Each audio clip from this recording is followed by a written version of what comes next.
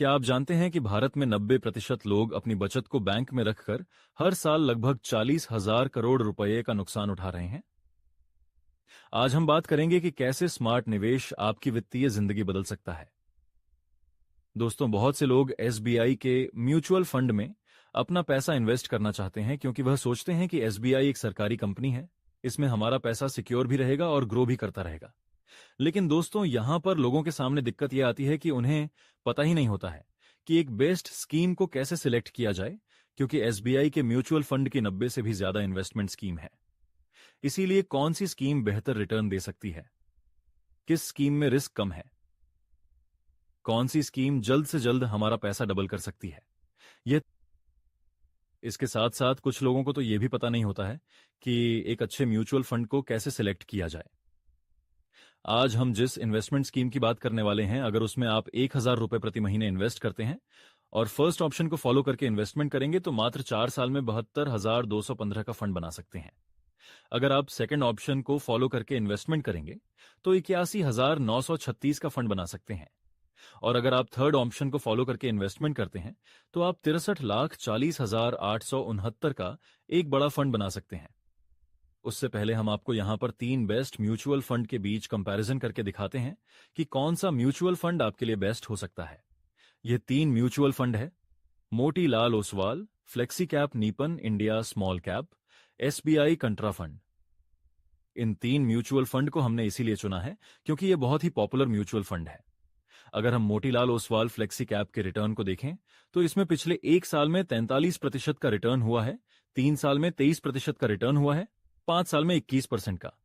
और जब से यह म्यूचुअल फंड लॉन्च हुआ है तब से अब तक इस म्यूचुअल फंड ने 20% का रिटर्न दिया है। और वहीं अगर हम निपन स्मॉल कैप फंड के रिटर्न को देखें तो इसने पिछले 1 साल में 23% का रिटर्न दिया है, 26% का 5 साल में 35% का। और जब से यह म्यूचुअल फंड लॉन्च हुआ है तब से अब तक इस म्यूचुअल फंड ने 27% का रिटर्न दिया है। और अगर हम एसबीआई के कंट्रा फंड म्यूचुअल फंड की बात करें तो इसने पिछले 1 साल में 21% का, 3 साल में 23% का, 5 साल में 30% का, और ऑल टाइम म्यूचुअल फंड ने 17% का रिटर्न दिया है।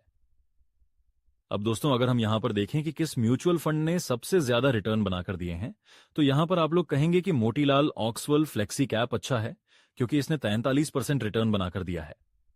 तो यहां पर आप गलत हैं, क्योंकि अगर आपका किसी म्यूचुअल फंड में लॉन्ग टर्म इन्वेस्टमेंट का प्लान है तो आपको उस म्यूचुअल फंड के 1 साल के रिटर्न को ना देखकर कम से कम 5 साल के रिटर्न को चेक करना चाहिए।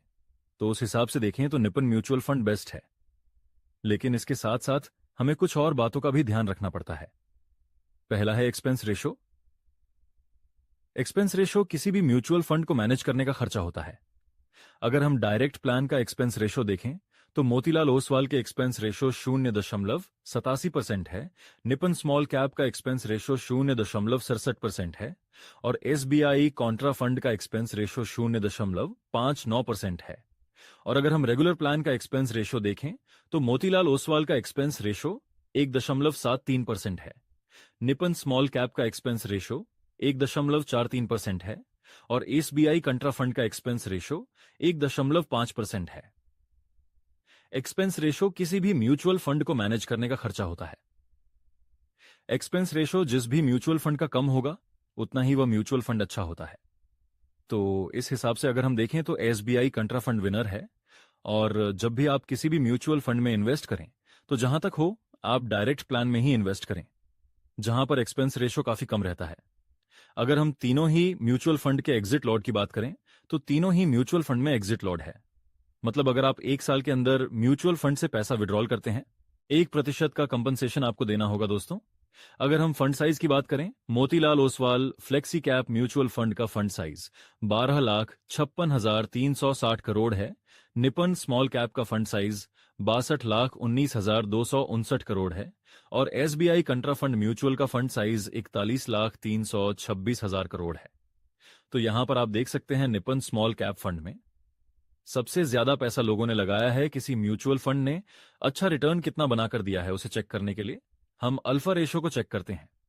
तो यहां पर आप देखेंगे मोतीलाल ओसवाल फ्लेक्सी कैप का तो अल्फा रेशो 8.70 है और Nippon small cap mutual fund का अल्फा रेशो 6.50 है।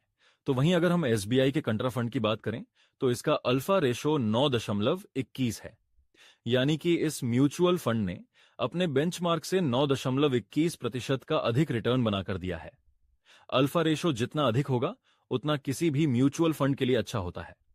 अगर हम इन म्यूचुअल फंड के शार्प रेशो की बात करें तो मोतीलाल ओसवाल फ्लेक्सी कैप का Sharpe ratio 1.2 Nippon small cap का 1.3 और एसबीआई कंट्रा फंड का शार्प रेशो 1.30 है। शार्प रेशो किसी भी म्यूचुअल फंड की गिरावट की संभावना को दर्शाता है। शार्प रेशो जितना कम होगा उतना ही वह म्यूचुअल फंड अच्छा होगा।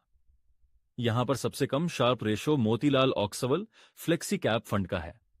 मतलब अगर मोतीलाल ओसवाल फ्लेक्सी कैप में तेज आई तो अपने बेंचमार्क के मुकाबले ये फंड 8.70% अधिक रिटर्न देगा, और अगर गिरावट आई तो ये केवल अपनी बेंचमार्क के मुकाबले 1.2% ही टूटेगा। तो दोस्तों मेरे हिसाब से ये तीनों ही म्यूचुअल फंड बेस्ट हैं, पर आपको यहां एक बात का ध्यान रखना चाहिए। एसबीआई एक ट्रस्टेड कंपनी है। इसमें निपन इंडिया म्यूचुअल फंड की तरह फ्रॉड होने के चांस बहुत कम है, क्योंकि यहां सरकार की पूरी जवाब देना होता है। को देखते हुए हम इस म्यूचुअल फंड का चलिए अब बात करते हैं एक ऐसी इन्वेस्टमेंट स्ट्रैटेजी की जिसको अगर आप यूज करते हैं तो आप ज्यादा से ज्यादा म्यूचुअल फंड में इन्वेस्ट करके रिटर्न बना सकते हैं। वह इन्वेस्टमेंट स्ट्रेटजी क्या है, चलिए उसको विस्तार से समझ लेते हैं। जैसा कि आप सभी लोग जानते हैं, हमारे इंडिया का इन्फ्लेशन रेट 6 से 7 पर ईयरली का है, जिस वजह से चीजों के दाम दिन पर दिन बढ़ते जा रहे हैं और जो पैसों की वैल्यू है वो घटती जा रही है। तो आप जो भी इन्वेस्टमेंट करते हैं उसमें अगर आप एडिशनल इन्वेस्टमेंट और ऐड कर दें, मतलब स्टेप अप एसआईपी 10% और ऐड कर दें, तो आप इन्फ्लेशन को बीट कर पाएंगे। मतलब अगर आप एसबीआई कंट्रा फंड में 1,000 रुपये मंथली इन्वेस्टमेंट करते हैं तो आपको पहले साल 1,000, दूसरे साल 10% ऐड करके, मतलब उसके अगले साल 1,100, उसके अगले साल 10% और ऐड करके 1,110 की इन्वेस्टमेंट करनी होगी। चलिए हम रिटर्न को अब कैलकुलेट करके देखते हैं। हम यहां पर मानकर चलते हैं कि आप हर महीने 1,000 मंथली की इन्वेस्टमेंट करेंगे, और इस म्यूचुअल फंड के पास्ट परफॉर्मेंस को देखते हुए हम इस म्यूचुअल फंड का एक्सपेक्टेड रिटर्न 19 पर ईयरली मानकर चलते हैं। तो अगर आप फर्स्ट ऑप्शन को फॉलो करके इन्वेस्टमेंट करेंगे तो मात्र 4 साल में 72,215 का फंड बना सकते हैं। अगर आप सेकंड ऑप्शन को फॉलो करके इन्वेस्टमेंट करेंगे तो 81,936 का फंड बना सकते हैं। और अगर आप थर्ड ऑप्शन को फॉलो करके इन्वेस्टमेंट करते हैं तो आप 63 लाख का एक बड़ा फंड बना सकते हैं। चलिए इसको डिटेल में हम समझते हैं। अगर आप अपनी इन्वेस्टमेंट में फर्स्ट ऑप्शन को फॉलो करते हैं, मतलब अगर आप एक नॉर्मल एसआईपी में 1,000 रुपये मंथली इन्वेस्ट करते हैं तो 4 साल में जो आपकी टोटल इन्वेस्टमेंट होगी वो होगी 48,000, जिस पर एक्सपेक्टेड 19% एनुअल रिटर्न के हिसाब से आपके टोटल फंड की वैल्यू 72,215 बन जाती है।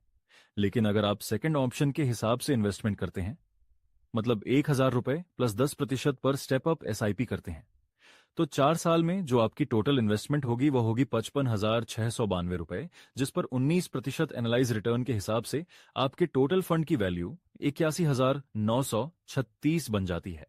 दोस्तों जैसा कि हमने पहले आपको वीडियो में बताया कि मात्र आपको 4 साल इन्वेस्टमेंट करना है, जिससे आप 63 लाख का एक बड़ा फंड बना सकते हैं।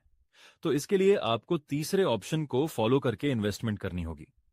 जैसा कि हमने देखा कि सेकंड स्टेप में आपने 1,000 मंथली 4 साल तक इन्वेस्ट किया, इसके बाद आपके टोटल फंड की वैल्यू 81,936 हो जाती है। दोस्तों अगर आप छोटी छोटी इन्वेस्टमेंट से 63 लाख का एक बड़ा फंड बनाना चाहते हैं तो आपको अपनी इन्वेस्टमेंट को अधिक समय भी देना होगा। अब दोस्तों ये जो 4 साल तक इन्वेस्टमेंट की जिसकी वैल्यू 81,936 हो जाती है, अगर इसको आप अगले 25 सालों तक इसी म्यूचुअल फंड में लमसम इन्वेस्टेड रखें और कोई भी अलग से इन्वेस्टमेंट ना करें तो 25 साल बाद आपके टोटल फंड की वैल्यू 63,04,869 हो जाती है। अगर दोस्तों ये जो 81,936 की इन्वेस्टमेंट आपने लमसम 25 सालों के लिए की, अगर उसको ना करते और 4 साल के बाद ही यह 81,936 की धनराशि निकाल लेते तो शायद ही आप इसे कहीं अच्छी जगह लगा पाते, और हो सकता है आप इसे खर्च ही कर देते।